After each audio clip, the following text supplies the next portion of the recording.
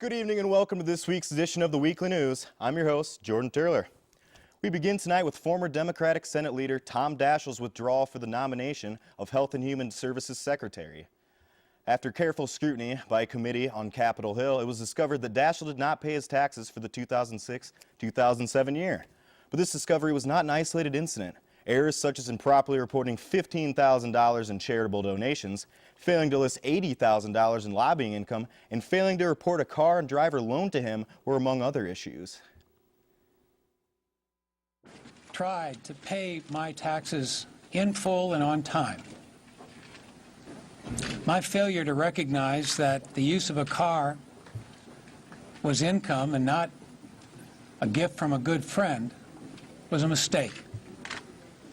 When I realized the mistake, I notified officials and I paid the tax in full. It was completely inadvertent. But that's no excuse. And I deeply apologize to President Obama, to my colleagues. But the real question is, what kind of friend gives you a car and a person? The news comes a week after the confirmation of Treasury Secretary Timothy Ginther, who also had a problem reporting his taxes. Ginther admitted that it was a common mistake. As an employee, I also received self-employment income that year, reported to me on several 1099 forms. I paid self-employment taxes on the income reported to me as self-employment income. I paid income taxes on my W-2 income, as I always had done so. And I believed mistakenly that I was supposed to file as an IMF employee, as I would normally file taxes as an employee, generally. Now, that was a mistake. And as I look back at all the documents that I provided the committee in response to your careful questions. But the real story, ladies and gentlemen, was not that the Democrats made a mistake. No.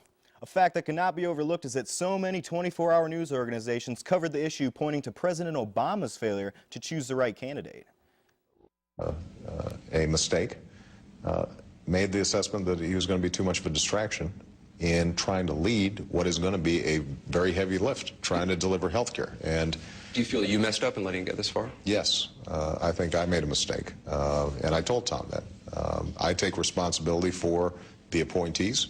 What was your mistake, letting it get this far? You should have pulled it earlier? Well, I think my mistake is not in selecting Tom originally, because I think nobody was better equipped to deal both with the substance and policy of health care. He understands it as well as anybody, but also the politics, which is going to be required to actually get it done.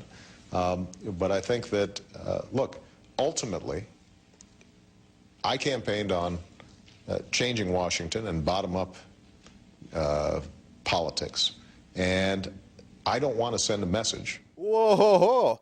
Although Obama has been in office less than 30 days, he's already admitted to making a mistake, something the former administration took 8 long years to do. With Republicans no longer running the country, Democratic strategists are taking a closer look who's running the GOP.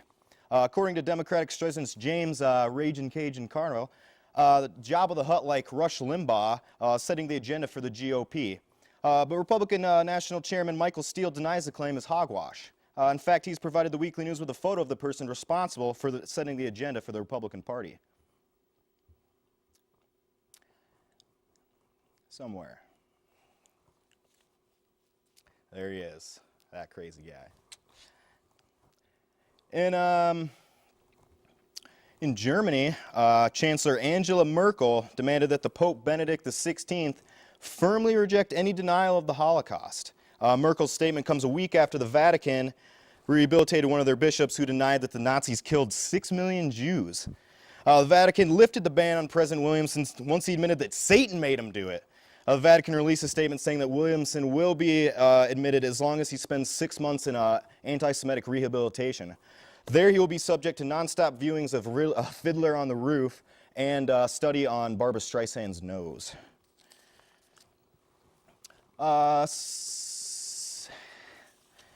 Secretary of State Hillary Clinton was in London this week, meeting with British Foreign Minister David Miliband. The two met to discuss issues regarding Iran, Afghanistan, Pakistan, and the recession. both have known each other since the 90s, and Clinton said that the U.S. and Britain both have a special relationship. And it looks from this picture, I'd say it's a real special relationship. Cheeky bastard, you. In a related story to college students, Michael Phelps, you know, that guy that won 8 gold medals, proved that manfish do exist. He recently confirmed that he might also be part stoner. Story was released after a photograph of Phelps surfaced in the London newspaper. Let's send it over to our resident sports expert, Steve Adams, who's over at the U.S. team's swimming facility. Steve, are you there? Hi there, Jordan. Well, I'm here at the pools, and much has changed since the new development regarding Michael Phelps, the half-man, half-dolphin. Acting on Phelps' confirmation, the U.S. Olympic Committee, in an effort to not be outgained again by China in the upcoming 2012 Olympics, is now mandating that all athletes hit their bowls and hotbox their training facilities at once. American Winter Olympic hopefuls, who already smoke 3 or 4 times a week, will be instructed to blaze daily in preparation for Vancouver 2010. Shaun White has reportedly moved his training facility to Amsterdam. Though this might seem a little crazy to everybody out there, these swimmers behind me have already been inhaling for a couple of days, and they seem to be moving faster than ever.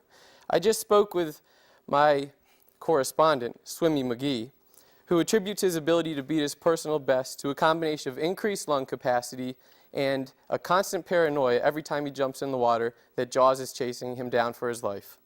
I have to admit, I'm actually feeling quite a bit more energetic myself due to the amazing mixture of secondhand smoke and chlorine in here.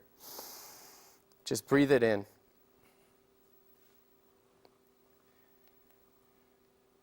Thanks a lot, Steve. While you're out there, can you pick up some of the same stuff as last time? Thank you very much. In a related story, Steve-O, the star of MTV series Jackass, will be a part of Dancing with the Stars' new cast. According to the inside source, Steve-O is taking dancing very seriously and leading a healthy, wholesome life. You can catch Steve-O and the rest of the dancing crew on the show premieres March 9th. Don't touch that dial, because it might be covered with peanut butter and salmonella. We'll be right back after the break. You're watching Weekly News.